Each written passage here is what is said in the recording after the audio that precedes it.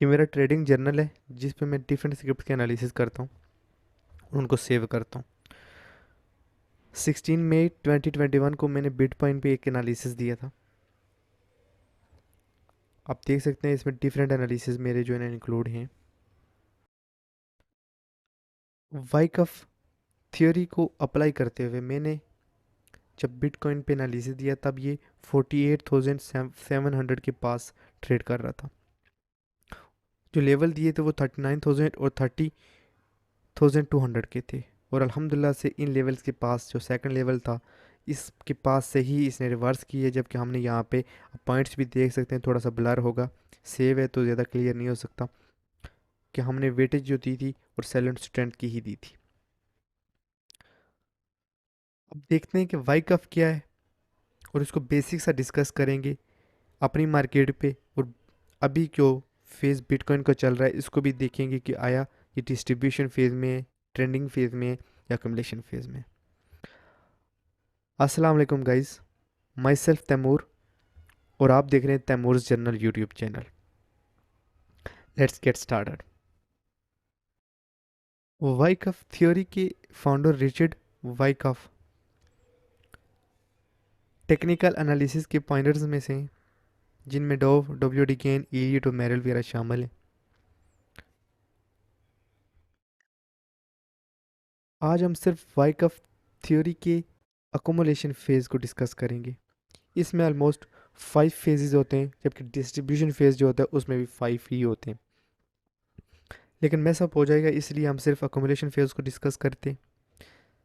सबसे पहले फेज़ ए में मार्केट जब अकोमोलेशन फेज़ में आती है तो डाउन ट्रेंड जो है ना उसका लास्ट एक सेलिंग क्लाइमैक्स बनता है, जिसे एस सी से ये डिस्क्राइब करते हैं। उसके बाद मार्केट में एक ऑटोमेटिक रिएक्शन आता है जब मार्केट में शॉर्ट सेलर जो हैं वो अपनी पोजीशन को एग्जिट करते हैं और इंस्टीट्यूशनल बायर्स और स्मार्ट मनी इंटर होती है, तो मार्केट की क्विक मूव होती है। उसके बाद मार्केट दोबारा से सेकेंडरी टेस्ट करती है अपने लोअर लेवल का और उसके बाद फेज़ बी स्टार्ट होता है, जिसमें हम law of cause effect Wyckoff theory के हिसाब से लगाते हैं। लेकिन अब इसे नेक्स्ट वीडियो में डिस्कस करेंगे, अभी सिर्फ बेसिक पे रहते हैं। यहाँ पे मार्केट सेकेंडरी टेस्ट एक से ज़्यादा कर सकती है और इस लेवल को जो उसने प्रीवियस सेलिंग क्लाइमैक्स बनाया हुआ था उसको ब्रेक भी कर सकती है। अब इस लेवल को एक लंबा अरसा रखती है मार्केट और उसके बाद मार्केट में एक सडन डाउन मूवमेंट आती है और जो प्रीवियस एक होल्ड लेवल होता है सेलिंग क्लाइमैक्स का उससे नीचे मार्केट जाती है। अब इस लेवल को फेज़ सी में कहते हैं कि स्प्रिंग या शेकआउट, और ये स्मार्ट मनी करती है ताकि जो वीक हैंड्स हैं वो निकल सके और एक अच्छी मूव और उनको लिक्विडिटी मिल सके। जब शेकआउट होता है तो उसके बाद मार्केट में साइन ऑफ स्ट्रेंथ दिखता है, उसे फेज़ डी कहते हैं। इस फेज़ में मार्केट में वॉल्यूम कदरे बेहतर होते हैं और मार्केट एक लगता है कि अब मार्केट जो है अपनी इस रेंज को ब्रेक कर सकती है। अब इसके बाद जब मार्केट इस लेवल से ऊपर खड़ी हो जाती है ट्रेडिंग रेंज से, तो उसके बाद एक और लेवल बनता है जो ट्रेडिंग रेंज के ऊपर बनता है, उसे कहते हैं बी यू, मतलब कि बैकअप या लास्ट पॉइंट ऑफ सपोर्ट। अब ये उससे ऊपर बनता है तो मार्केट यहाँ पे थोड़ी देर एक्यूमुलेशन करने के बाद एक शार्प मूव लेती है, मार्कअप लेती है, जिसे फेज़ ई कहते हैं वाइकअप थ्योरी के हिसाब से। अब एक्चुअल चार्ट पे चलते हैं पाकिस्तान स्टॉक एक्सचेंज के, और उसके बाद बिटकॉइन को भी डिस्कस करेंगे जो हमने मई में एक एनालिसिस किया था और अभी बिटकॉइन की क्या सिचुएशन है। अभी हम के एस सी 100 के चार्ट पे हम हैं। मार्केट ने जब यहाँ से 49,000 की हाई के बाद एक शार्प मूव डाउन ली तो यहाँ पे सेलिंग क्लाइमैक्स जो इसे कहेंगे वो 46,900 अकॉर्डिंग टू वाइकफ थ्योरी, और एक शार्प मूव आती है ऑटोमेटिक रिएक्शन जिसे कहते हैं, और मार्केट इसके बाद एक रेंज बाउंड हो जाती है या ट्रेडिंग रेंज में चली जाती है। सेकेंडरी टेस्ट होता है प्रीवियस जो लो लगा था सेलिंग क्लाइमैक्स का। मार्केट में जो वॉल्यूम एक्टिविटी है वो डिक्रीज़ होना शुरू हो जाती है और इस फेज़ को जो कहेंगे वो फेज़ बी, जिसमें डिफरेंट सेकेंडरी टेस्ट भी होते हैं लोअर लेवल के। अब हमने इस लेवल को देखना है कि मार्केट कब तक इस लेवल पे रहती है। अब मार्केट ने जब फेज़ सी में इंटर होती है, बड़ा क्रिटिकल फेज़ होता है और इसको जो पहचानना होता है काफ़ी डिफ़िकल्ट होता है। और इसी फेज़ में होता है कि हम डिसीजन लेते हैं। अब मार्केट यहाँ पे जब होती है तो काफ़ी ज़्यादा डर लगता है कि अब मार्केट यहाँ से टूट गई। फिर सी में मार्केट थी, शार्प मूव नीचे ली और फ़ौरन से ऊपर चली गई और अपनी रेंज के ऊपर क्लोज हुई। उसके बाद मार्केट का नया फेज़ शुरू होता है, फेज़ डी। मोमेंटम इंडिकेटर भी आप देख सकते हैं और वॉल्यूम एक्टिविटी से भी आप देख सकते हैं कि इंक्रीज़ हो रही है।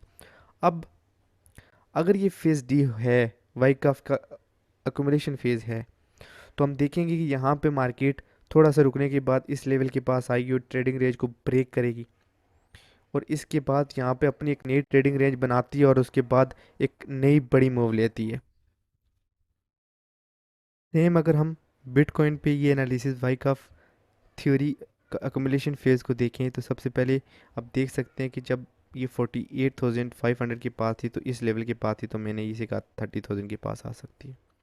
इसने अपना सेलिंग क्लाइमेक्स ऑलमोस्ट 30,200 बनाया और उसके बाद एक ऑटोमेटिक रिएक्शन आता है इसमें और ये ट्रेडिंग रेंज में चली जाती है मार्केट।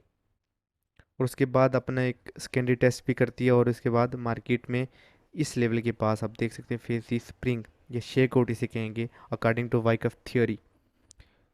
मार्केट में फ़ौरन से वॉल्यूम एक्टिविटी ज़्यादा होती है और साइन ऑफ से ट्रेंड दिखता है। सेम आप इसे पाकिस्तान स्टॉक एक्सचेंज को भी देख सकते हैं। अब टाइम पीरियड जो है ना इसमें डिफरेंट हो सकता है क्योंकि वो 6 आवर्स की मार्केट है और ये 24 आवर्स की मार्केट है। फेज डी के बाद मार्केट में यहाँ से थोड़ा सा मार्केट रिएक्शन करती है ट्रेडिंग रेंज को ब्रेक करने के बाद दोबारा से मार्केट में एक तेज़ी दिखाई सकते हैं जिसे हम बैकअप भी कहेंगे। मार्केट थोड़ा सा कम्युलेट करती है और उसके बाद मार्केट में एक फास्ट मूव अपवर्ड की तरफ आती है। अब ये हमने सिर्फ एक कंसेप्ट दी है कि वाइकॉफ थ्योरी है क्या, इसके आगे फैक्टर्स, लॉज और डिफरेंट कंडीशंस भी अप्लाई होंगी जो मैं नेक्स्ट वीडियोस में कवर इंशाल्लाह करूँगा। आज की इस वीडियो के लिए बस इतना ही। नेक्स्ट वीडियो में मिलते हैं। मेरे यूट्यूब चैनल को सब्सक्राइब लाजमी करिएगा, इट मोटिवेट्स मी अलॉट। और कमेंट सेक्शन में अपनी ओपिनियन लाजमी दीजिएगा। अस्सलाम वालेकुम।